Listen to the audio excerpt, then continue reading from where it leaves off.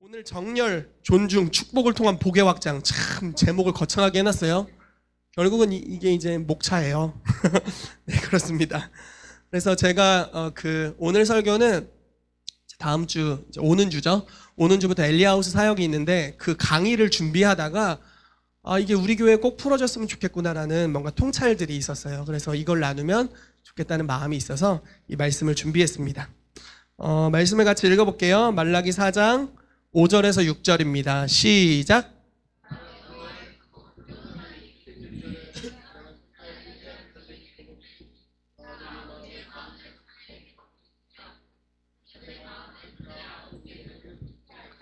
돌이키지 아니하면 두렵건대 내가 와서 저주로 그 땅을 칠까 하노라 하시니라. 아멘. 말라기 마지막 말씀이에요. 구약 최후의 말씀.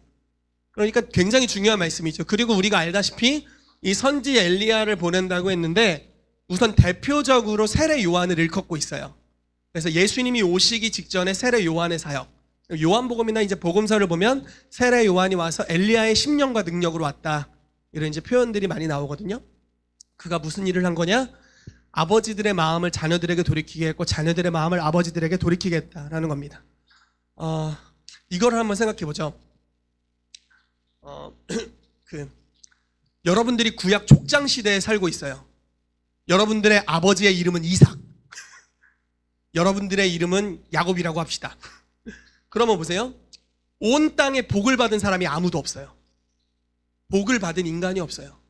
하늘로부터 연결되고 하늘의 축복을 받은 인간이 아무도 없고 오직 한 사람이 있는데 이삭이에요. 아버지만이 하늘의 복을 소유한 사람이에요. 근데 그 아버지의 복은 어떻게 왔냐? 그의 아버지 아브라함으로부터 왔어요. 자, 여기서 복이라는 것은 천국, 그리고 천국에 있는 모든 것을 누리는 특권, 그리고 이 땅에서 천국을 누리는 특권이죠. 그러니까 여기서 아브라함의 복이라는 것은 그냥 뭐 부자 되고 잘 살고 그러나 마음은 괴롭고 뭐 이런 게 아니라 온전한 복이에요. 완전한 복. 기복신앙 따위로 말할 수 있는 게 아닌 완전한 복입니다. 그런데 그게 아브라함 한 사람에게만 왔어요.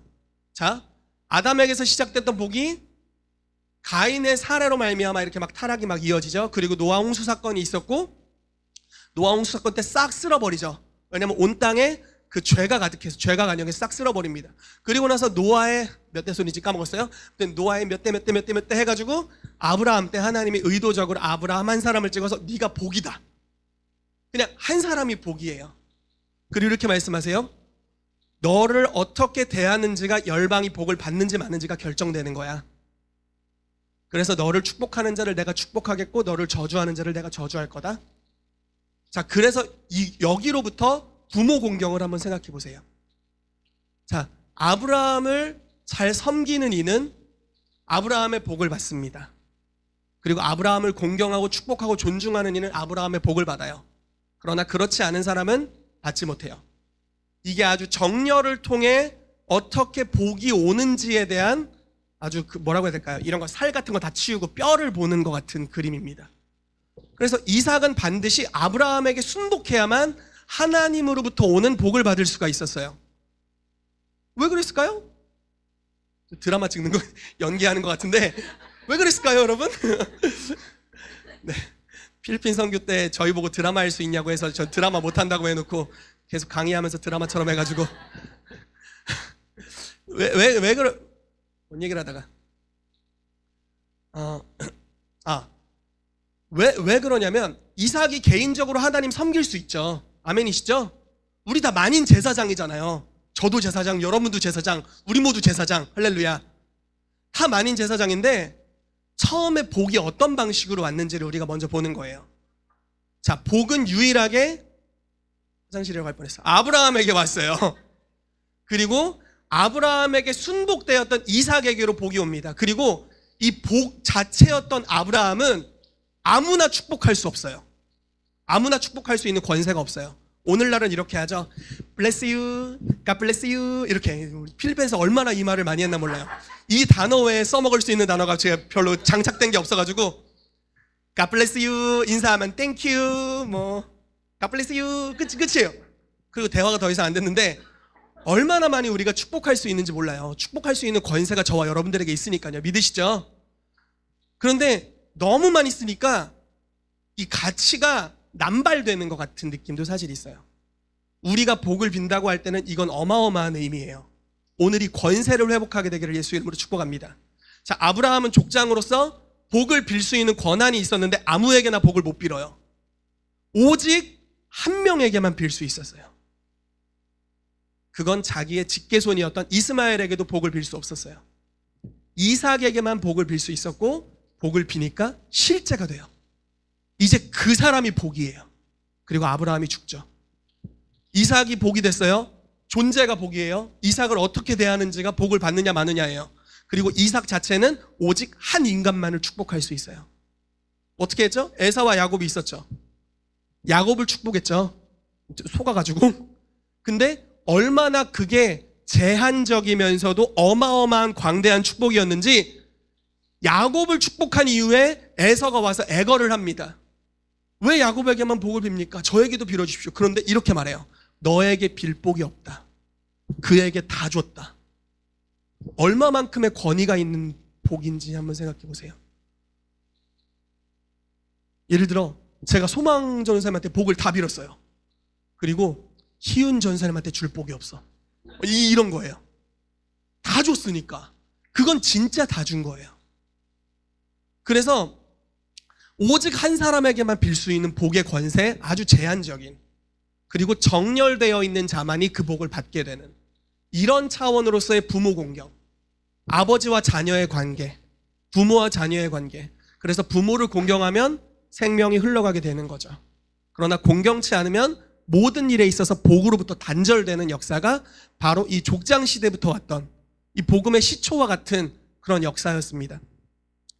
그렇기 때문에 이 말라기서 4장에 말하는 엘리야의 사역이 너무나 중요한 거예요. 아버지와 자녀의 관계가 회복되어야만 하나님이 주시는 위로부터, 윗세대로부터 임하는 축복을 자녀 세대가 반드시 받을 수 있습니다. 여러분, 저는 이제 36살입니다. 한창 때죠.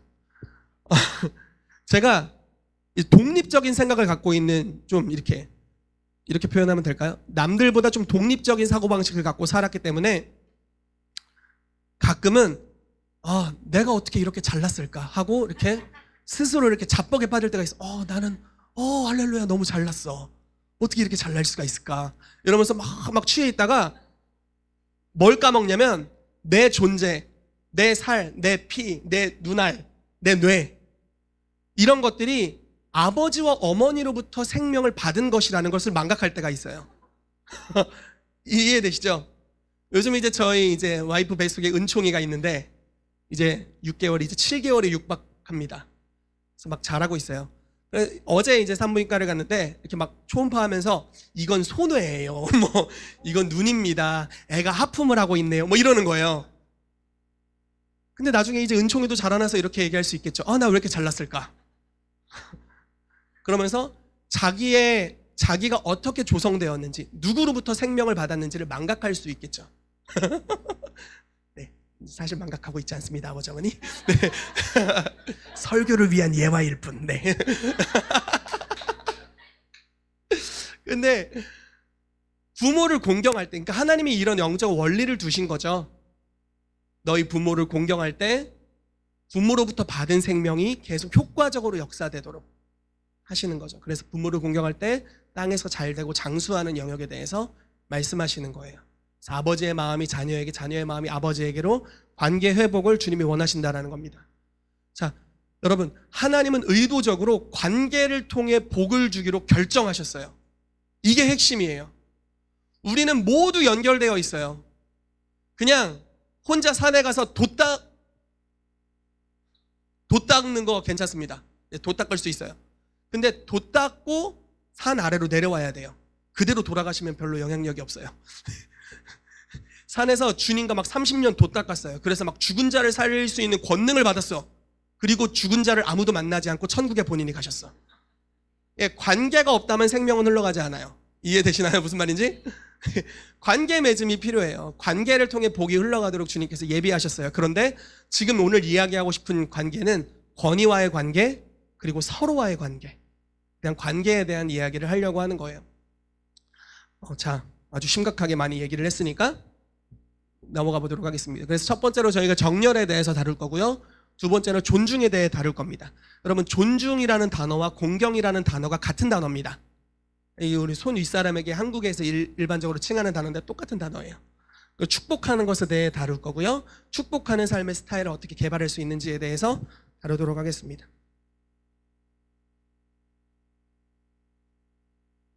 자, 정렬에 대해서 잘 이야기하지 않은 말씀 중에 하나인데 이 말씀을 같이 좀 읽어볼게요. 에스겔 37장 7절에서 10절입니다. 시작!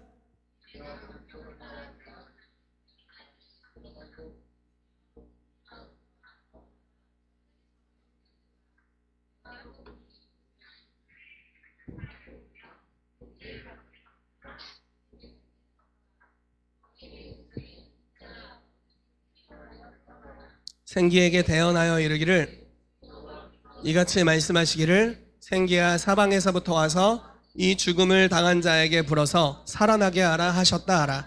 이에 내가 그 명령대로 대언하였더니 생기가 그들에게 들어가매 그들이 곧 살아나서 일어나 서는데 그 키 큰 군대더라. 아멘.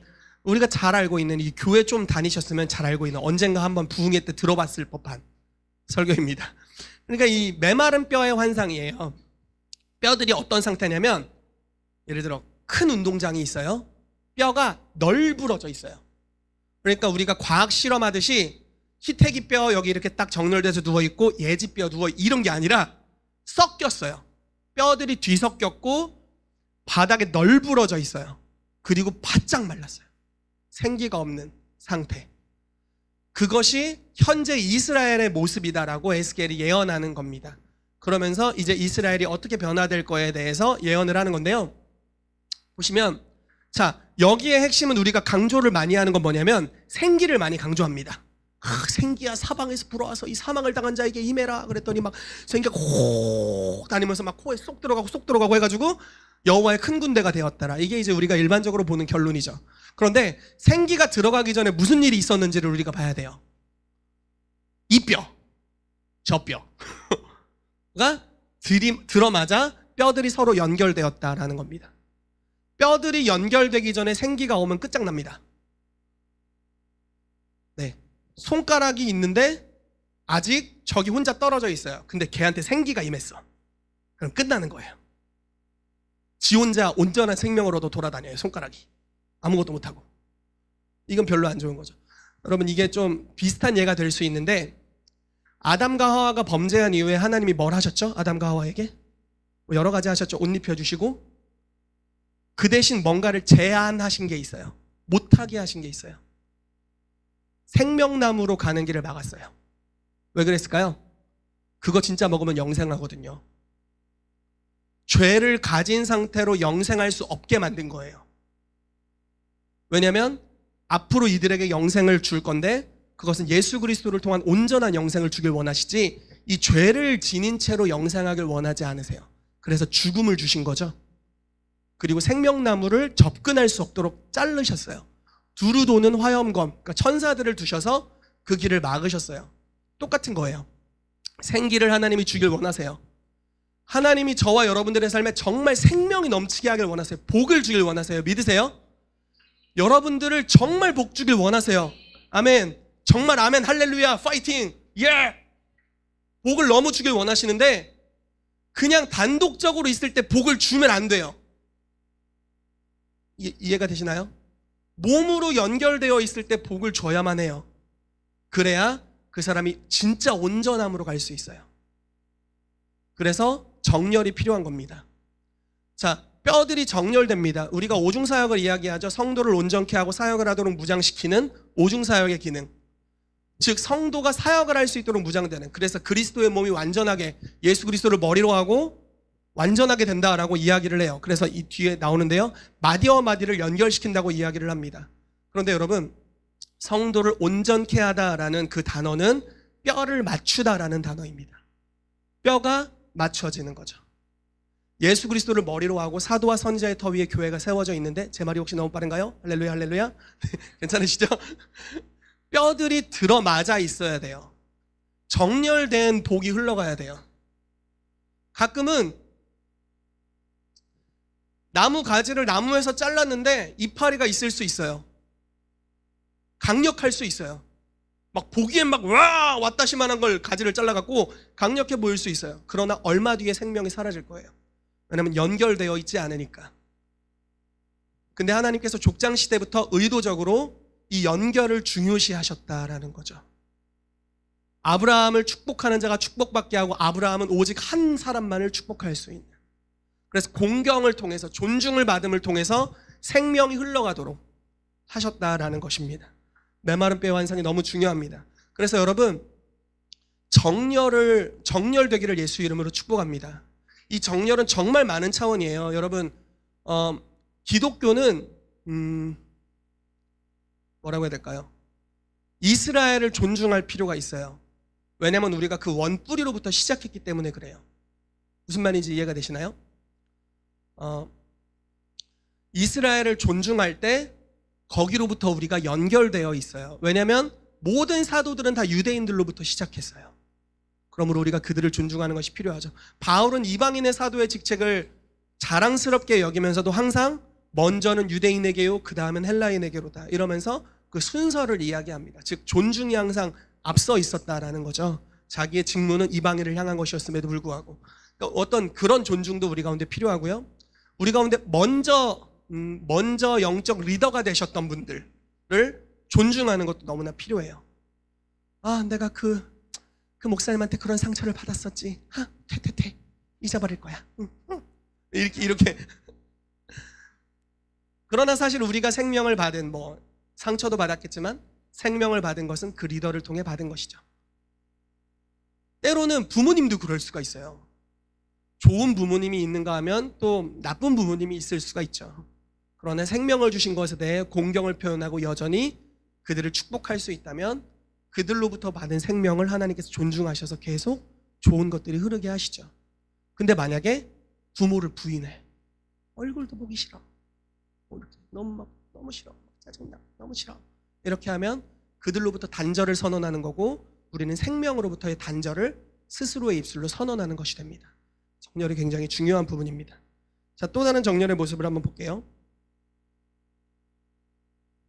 시편 133편 1절에 3절 말씀입니다. 같이 읽어볼게요. 시작.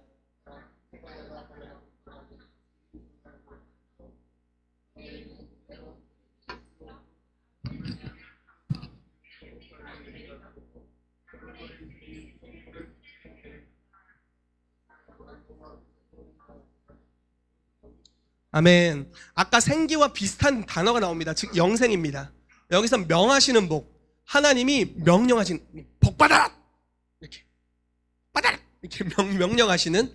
그래서 내가 너를 축복하노라와는 다른 수준의 반드시 복을 받아라, 약간 이런 복이 안 올 수 없는 수준의 어마어마한 복을 말씀하시는 거예요. 근데 어떤 방식으로 오느냐? 형제가 연합하여 동거함을 통해 온다. 근데 이 모습은 무슨 모습이냐면요, 성전의 높은 곳에 서서 이스라엘이 하나님을 예배하러 온 광경이에요. 지파별로 정렬되어 있어요. 뼈가 맞춰졌듯이.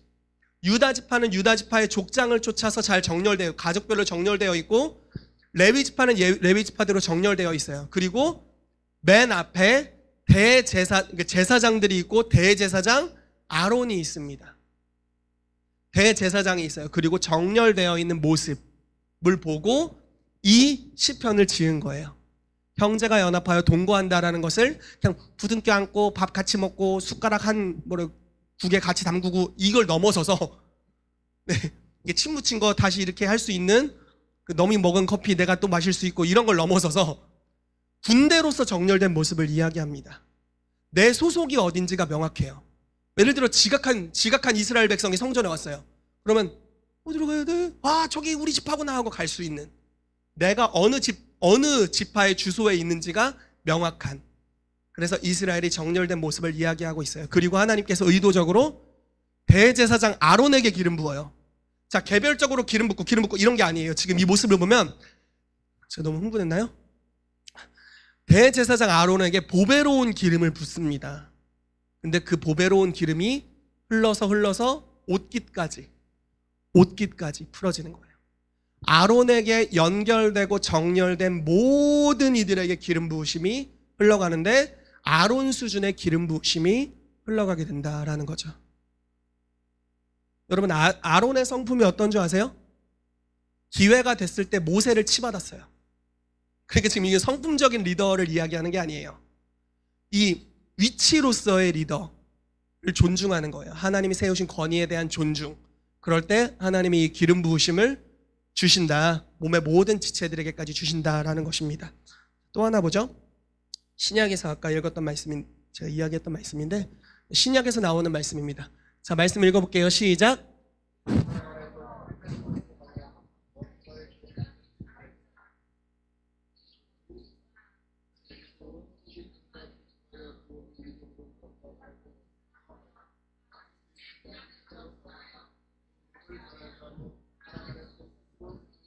아멘. 이 말씀 전이 저 말씀인 거 아시죠? 사도로, 선지자로, 복음 전하로, 목사로, 교사로 세우셨다. 그 다음이 이 말씀입니다. 자, 예수께서 머리가 되시고 오중사역자들을 이 땅에 리더십들로 선물로 주셨고, 그리고 그 오중사역에 정렬된 사람들을 이야기하는 거예요. 그래서 군대로서 연결된 그리스도의 몸, 그게 서로를 세워가게 될 거다라고 이야기를 합니다. 그래서 머리이신 예수님과 오중사역자들이 연결되어서 지어져가는 모습. 여러분, 독립된 개체로서는 하나님의 복을 누릴 수가 없습니다. 누려도 곧 끊어질 거예요. 자, 죄송합니다. 독립된 개체로서는 복을 누려도 곧 끊어질 것입니다. 당신이 지금 독립되어 있다면 복은 곧 끊어질 거예요. 안녕히 가십시오. 그러나 나는 혼자 신앙생활 하는 거야. 예, 곧 끊어질 거예요. 네.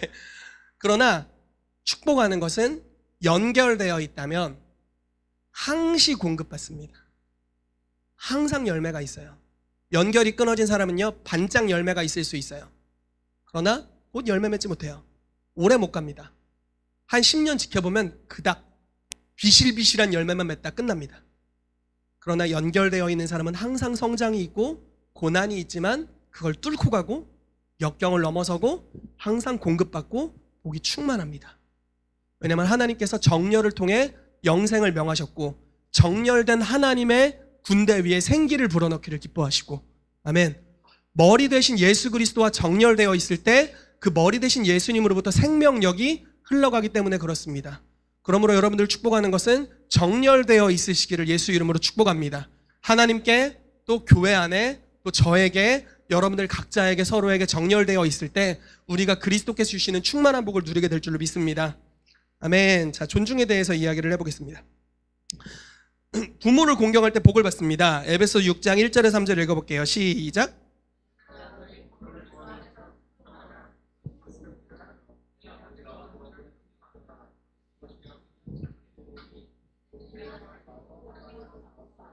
아멘. 아까부터 거론했던 말씀인데, 여러분, 부모를 공경할 때 복을 받습니다. 여기서 공경이라는 단어가 영어로 honor잖아요. honor. 아, 옆 사람에게 따라해보세요. honor. 네, 이게 공경이라는 영어 단어인데요. 존중이라는 의미를 담고 있어요. 즉, 똑같은 이야기입니다. 이제 저희가 엘리하우스 가르침에서 이렇게 이야기를 해요. 자녀가 부모를 공경해야, 즉 존중해야 복을 받는다. 땅에서 잘 되고 장수한다라고 이야기합니다. 그런데 자녀가 부모를 공경하기 위해서는 반드시 그 자녀가 먼저 공경을 받았어야 한다. 여기서 공경이라고 얘기하면 조금 그렇지만 말을 바꿔서 존중을 받았어야만 존중하는 법을 배운다라는 거죠. 그러면서 이 성경 구절을 이야기를 합니다. 마땅히 행할 바를 아이에게 가르쳐라.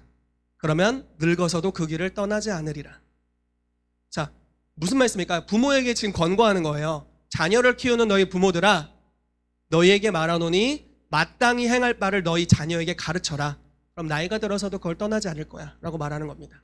여기서 마땅히 행할 바라는 것은 그냥 주일 예배 출석하고 헌금 잘하고 인사 잘하고 밥 먹을 때 조용히 밥 먹고 혼날 때 말대꾸하지 말고 이런 걸 이야기하는 게 아니에요. 그래서 마땅히, 그건 좋은 의무죠. 좋은 의무들입니다. 마땅히 행할 바라는 것은 무엇이냐면 그 아이의 타고난 경향을 이야기해요. 그러니까 이 아이의 타고난 기질, 그리고 이 아이가 하나님 안에서 부르심받은 그 DNA, 삶의 목적, 그것이 무엇인지 부모가 먼저 발견하는 거예요. 아이에게 관심을 기울이고 기도하고 계시를 받고 은혜를 구하며 받는 겁니다. 그리고 그 길로 갈 수 있도록, 이 아이를 부르신 길로 갈 수 있도록 섬기는 거예요. 우리 교회는 안 그럴 거라고 열심히 믿고 있지만 여러분, 한국의 많은 부모들은 부모의 꿈을 자녀에게 투사합니다. 들리시죠? 자녀 세대의 울부짖음이 들리시나요? 부모의 길을 자녀에게 투사해요. 아니요, 그거는 존중도 사랑도 아닙니다. 거짓된 사랑이에요. 사랑으로 위장한 겁니다. 아이의 길이 있어요. 내가 못다 이룬 꿈 네가 이루어다오, 이런 거 안 돼요. 그 아이는 그 아이의 꿈이 있습니다. 내가 뭐를 하고 싶었는데 내 원수를 갚아다오, 뭐 이런 거 비슷하게. 아니에요. 그거는 좋은 것이 아닙니다. 왜곡된 사랑이 아니에요. 그거는. 온전한 사랑은 무엇이냐면, 온전한 존중은 무엇이냐면 아이의 타고난 길, 성향을 발견하고 그 길로 갈 수 있도록 돕는 것입니다. 야곱이 자기의 자녀들을 어떻게 축복했나요? 다 각각 축복했어요. 유다를 축복한 축복의 말과 납달리를 축복한 축복의 말이 완전 달라요. 달라야만 해요. 야곱은 자녀들을 붙잡고 다 갓블레스유만 하지 않았어요. 다 각각 달랐어요. 단어가 달랐고 성향이 달랐어요. 예를 들어 야곱이 원했던 이 소원을 이 자녀에게 부여하고 이렇게 한 게 아니에요. 그냥 그 아이 자체를 바라봤죠.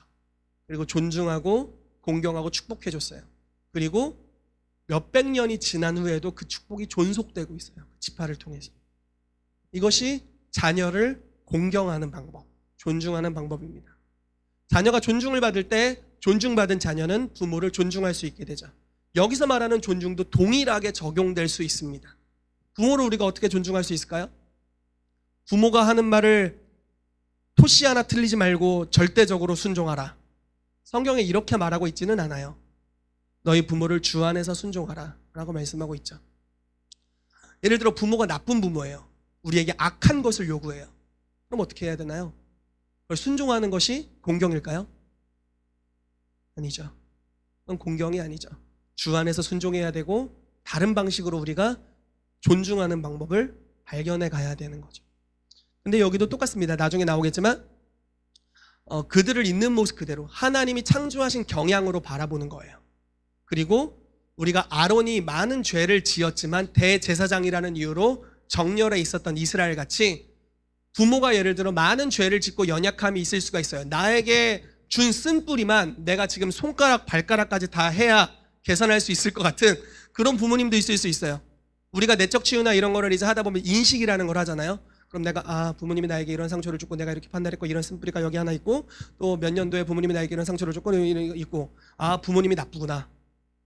이런 이상한 결론을 때로는 내리는 경우가 있어요. 이게 이제 더 깊어지면 지금 내 삶에 이런 저주가 계속 있는 것은 내 조상이구나. 할아버지 나빠. 이렇게 하고 끝나는 경우가 있어요. 여러분, 이러면 치유가 조금도 일어나지 않아요. 그건 그냥 인식한 거예요. 공경이 아니에요. 자, 부모가 너에게 무슨 상처를 주었는지를 발견하면 네가 땅에서 복을 받고 잘 될 것이다. 이런 말씀 없어요. 그리고 부모가 너에게 어떻게 해코지 한 걸 용서하면 땅에서 잘 되고 장수할 것이다. 이런 말씀도 아니에요. 절반만 온 거예요, 그건. 자, 용서하는 걸로 끝나는 게 아니에요. 공경을 이야기해요. 예를 들어 제가 제 아내랑 싸웠어요. 거의 안 싸웁니다. 네, 오해하지 마세요. 예를 들어 싸웠어요. 그리고 이렇게 하는 거예요. 너 용서할게. 그렇지만 다시는 네 얼굴 보고 싶지 않다. 용서는 하는데 네 얼굴 보고 싶진 않아. 드라마 또 찍네. 용서는 하는데 보고 싶진 않아. 자매님, 제가 자매님을 용서를 할게요. 다시는 보고 싶진 않네요. 여러분, 이거는 아니에요. 이건 반만 온 거예요. 이건 십자가의 죽음을 이야기하는 거죠. 부활이 필요해요. 축복하고 사랑하고 공경하고 존중하는 것이 필요합니다. 그것이 진짜 연결을 가져옵니다. 혹시 저와 여러분들의 관계 가운데 저도 포함시켰어요. 혹시 절반만 오신 분들 있나요? 용서하라고는 하니까 용서는 할게. 그러나 꼴 보기 싫다. 이를 악물고 용서는 할게. 그러나 나를 다시 보고 싶진 않아. 그러면 그 사람과 단절되는 거고, 그럴 때는 생명이 흘러오지 않습니다. 그러면 잘려진 가지로서 메말라져 가는 거죠. 남편은 아내를, 아내는 남편을 용서는 할게. 그러나 꼴도 보고 싶지 않아. 이렇게 할 땐 연결이 사라지는 겁니다. 그럼 부부관계 안에서 서로를 보호하는 보호막이 사라져버리게 되죠. 그러면 우리는 아무것도 받을 수가 없습니다. 부모를 그렇게 할 때, 영적 권위자를 그렇게 할 때 우리는 아무것도 받을 수 없는 지경에 이르는 거죠. 마음과 마음의 진실된 연결이 우리 가운데 필요한 줄로 믿습니다. 그래서 부모를 공경할 때 우리가 복을 받습니다. 이 공경을 통해 복이 위에서 아래로 계속해서 흘러오게 되는 거죠. 자, 아까 거론했던 부분이니까 대충 넘어갈게요. 구약에서는 복의 근원을 축복할 때 복을 받아요. 그래서 여러분 어깨를 펴고 당당하십시오. 여러분들을 축복해야 복을 받습니다. 근데 이게 그냥 보통 복이 아니에요. 여러분 어떤 선지서는요, 구약의 제가 정확하게 기억 안 나지만 어떤 선지서는 이스라엘에게 함부로 했던 것에 대해서만 책망하는 선지서가 있어요. 에돔을 향해서 어느 나라를 향해, 니느웨를 향해서 니네가 이스라엘이 어려웠을 때 비웃었지, 그래서 너네는 더 심해질 거야. 이런 예언이 담긴 선지서도 있어요. 무엇입니까? 복의 근원을 저주한 자에게 저주가 오는 거예요. 그러나 이제 반대가 있죠. 복의 근원을 축복하고 섬겼던 곳에, 또 공경했던 것, 존중했던 곳에 축복이 오게 되는, 여러분들을 대하는 그 방식으로 사람들이 그걸 받게 될 거예요. 그래서 여러분 당당하세요. 여러분들은 대단한 존재입니다. 심지어 이 땅의 심판의 기준이에요. 너무 심각한가요? 예수님이 이렇게 말씀하셨죠. 사도들에게 너네가 어느 마을이든지 가라. 그리고 너희를 쫓아내거든 먼지를 떨어버려라. 심판날에 소돔과 고모라의 멸망이 그 지역보다 훨씬 더 약한 거다. 그 지역 훨씬 더 심한 심판을 받을 거다. 사도들을 어떻게 대했는지가 심판을 결정하게 되는 그 정도 수준의 권위를 가진 분들이 여러분입니다. 어찌됐건 이렇게 축복할 때 축복을 받는 거예요. 저 이 말씀도 동일한 말씀입니다. 영접하는 자 받게 되고 동일한 말씀입니다. 그런데 여러분, 그러면 한번 보세요. 나를 축복할 수 있는 사람이 얼마나 있을까요? 정렬할 수 있는 인간이 세상에 얼마나 존재할까요? 물론 여러분 다시 이야기해 볼게요. 하나님의 입장에서, 자, 하나님의 계획이에요. 하나님의 계획은 온 땅의 복을 충만하게 받게 하고 싶어요. 그래서 아브라함에게 이렇게 말씀하셨어요. 본토 친척 아비집을 떠나 내가 너에게 지시할 땅으로 가라. 등등등등등. 넌 복이 될지라 땅의 모든 민족이 너를 통하여 복을 받을 것이다. 자, 하나님의 계획은 모든 민족이 복을 받게 하는 거예요. 그런데 구약에서 복은 아주 제한적으로 흘러가요. 이 복의 근원인 사람이 누굴 축복해서 복을 받게 하고 싶은데 한 사람밖에 축복을 못해. 야곱은 좀 더 해서 12명 축복했어요. 근데 어쨌든 한 사람밖에 못해요. 복이 계승돼서 아주 쫄쫄쫄쫄 흘러가요. 아주 성전에서 스미어 나오는 물처럼 쫄래 흘러가요. 그래서 오직 공경하는 자가 받고, 뭐라고 해야 되나, 그 잘 되는 식당 있잖아요. 그 뭐라고 해야 되나, 맛집, 손맛, 며느리도 전수해주지 않는다는 그거, 한 사람에게만 전수되는 약간 그런 거 있잖아요. 그런 것처럼, 약간 그런 집처럼, 그런 맛집처럼 하나님의 복이 그런 식으로 쫄래 흘러가는 거예요. 그리고 그냥 그 식당에 오는 사람만 맛있는 거 먹고 약간 이런 수준으로. 그러나 비법이 전수되지 않고 복이 되진 않아요. 사람들의 삶이. 구약시대 그렇게 갔어요. 문제는 모두가 이스라엘을 환영하느냐, 모두가 아브라함을 환영했느냐, 그렇지 않다는 거예요. 그러면 저주가 온다라는 건데, 저주가 온다. 오늘날도 동일해요. 여러분, 여러분들을 환영하면 너무 좋죠. 그리고 여러분들이 정렬되어 있다면 너무 좋아요. 제가 또 정렬되어 있다면 축복입니다. 그러나 많은 사람들이 정렬을 모르고 이 복이 흘러가는 방식을 모르죠. 그러니까 거절하고 떠나고 신사도 이런 거 있잖아요. 그러면은 그럼 이 땅이 망하겠구나 이렇게 하고 끝나는 거냐? 그렇지 않다는 거예요. 신약 시대 우리에게는 하나님이 다른 방식으로 복을 주시는 것들이 열려 있다라는 겁니다. 자, 마태복음 10장 12절 13절 같이 읽어볼게요. 시작.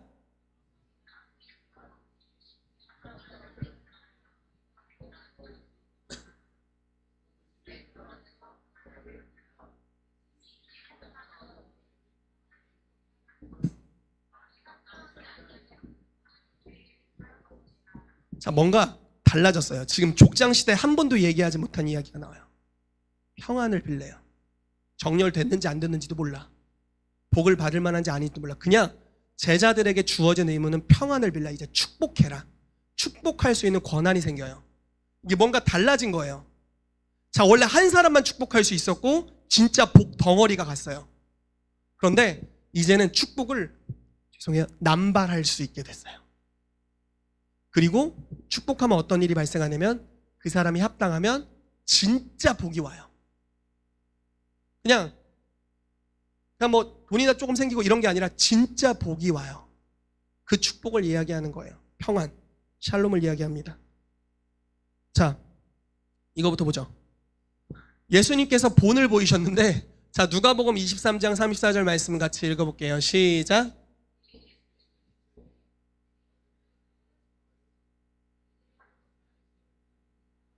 아멘. 자, 예수님을 어떻게 대하는지가 온 땅이 심판으로 갈 거냐 축복으로 갈 거냐를 결정하는 건데, 안타까운 것은 여러분들이 그날 거기 계셨더라면 여러분들도 예수님을 저주했을 거라는 사실. 그러므로 우린 다 저주를 받았다, 뭐 이런 이야기인데요. 그 당시 예수님이 계셨던 당시에 사단이 온 땅을 장악한 것처럼 느껴졌을 거예요. 그래서 모든 사람의 마음이 다 미쳤어.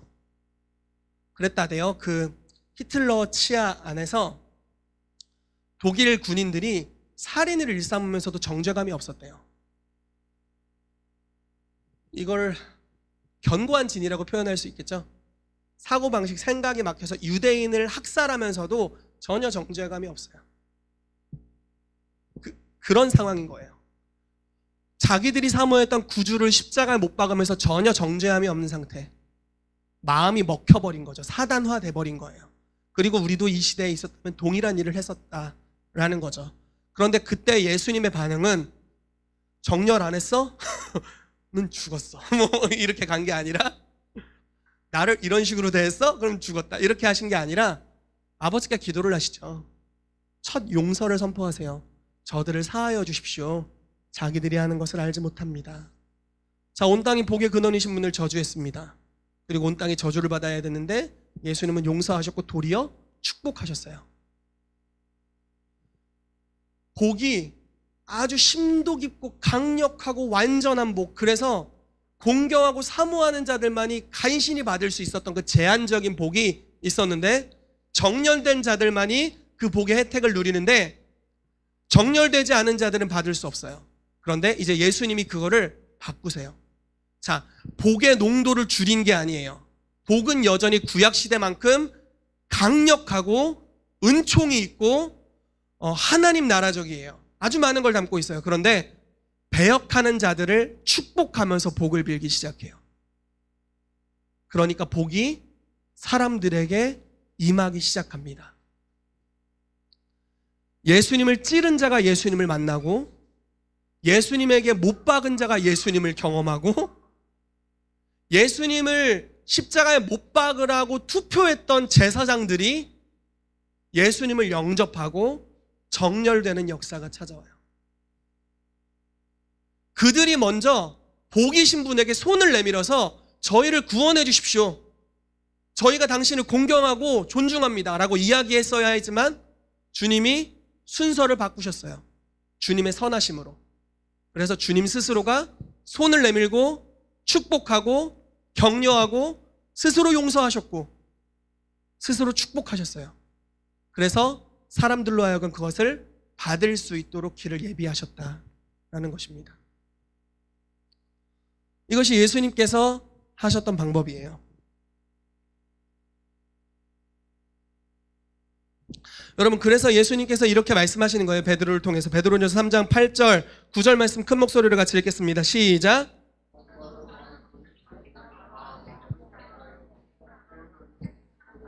불쌍히 여기며 겸손하며 악을 악으로 욕을 욕으로 갚지 말고 도리어 복을 빌라. 이를 위하여 너희가 부르심을 입었으니 이는 복을 유업으로 받게 하려 하심이라. 아멘. 자, 욕을 먹을 수 있죠? 그러면 욕으로 갚지 말래요. 참 어렵습니다. 왼뺨을 때리면 오른뺨 돌려야 되고 축복한다, God bless you 이렇게 하라는 거예요 지금. 때로는 영적 원리를 율법적으로 사용해서 나를 대적한 자를 죽일 때가 있어요. 이해되세요? 지식이 많은 크리스찬들은 영적 원리를 사용해서 자기를 미워하는 자를 죽일 때가 있어요. 자, 리더들 잘 들으세요. 여러분들이 리더로 부르심 받았다면 잘 들어보십시오. 많은 지식이 있어. 정렬에 대한 지식도 있어요. 존중에 대한 지식도 있어요. 뭐 너무 많아. 지식이 너무 많아. 영적 원리를 너무 많이 알아. 이렇게 하면 벌을 받는다는 것도 알고 이렇게 하면 복을 받는다는 것도 너무 알아요. 그리고 저놈이 날 싫어해.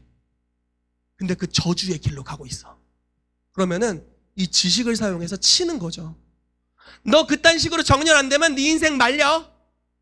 그럴 테면 그러던지 하고 고개를 싹 돌리고 그러면서 가는 거죠. 그럼 어떻게 됩니까? 그의 삶을 말리는 거예요. 여러분, 만약에 진짜 예를 들어 볼게요.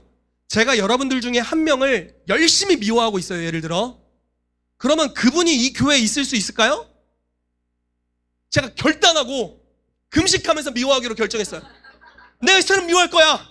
반드시 미워할 거야. 이 교회 발도 붙이지 못하게 할 거야. 그럼 그분이 이 교회에 있을 수 있을까요? 물론 저도 여기 있을 수 있을까요? 같은 입장이지만 못 있죠. 리더의 마음이 열린 만큼 성도들이 올 수 있는 거고, 그것이 정열을 표현하게 되는 것이고, 여러분들이 만약에 교회를 개척하게 되거나 누군가를 이끄는 입장이 될 때 여러분들이 많은 영적 원리를 알고 있을 수 있어요. 정열에 대한 것도 알고 있고 존중에 대한 것도 알고 있고. 근데 나를 존중하지 않아. 하르장말이 없는 놈. 원리를 가지고 존중하지 않음으로 바운더리를 설정하고 용서는 하지만 너를 꼴도 보기 싫어. 막 정렬하고 싶어요. 리더가 밉지만 그래도 정렬은 해야겠어. 이렇게 다가오는 사람이 있으면 참! 이렇게 갈 수 있는 거예요. 원리를 알고 원리로 사람을 죽이는 거죠.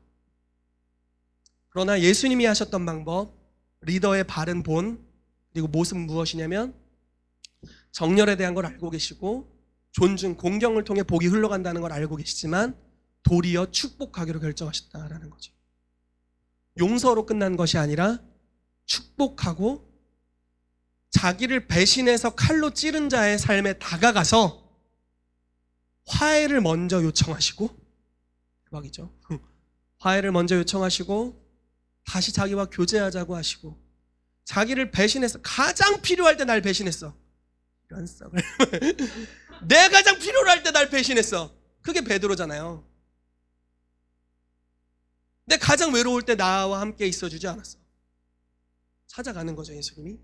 그래서 생선 구우시고 함께 하시고 다시 품어주시고 용서하시고 도리어 축복하시고, 받은 대로 돌려주지 않고 나를 저주했으면 저주가 곧 너에게 임할 것이야 이렇게 해도 끝날 텐데, 이래도 그래도 구약적인 말씀은 되니까 그럴 텐데, 저주를 했는데 저주하지 않고 도리어 축복하기로 선택하고, 그래서 배역한 자들에게까지 그리스도의 사랑이 흘러가게 되는 역사가 일어난다라는 거죠.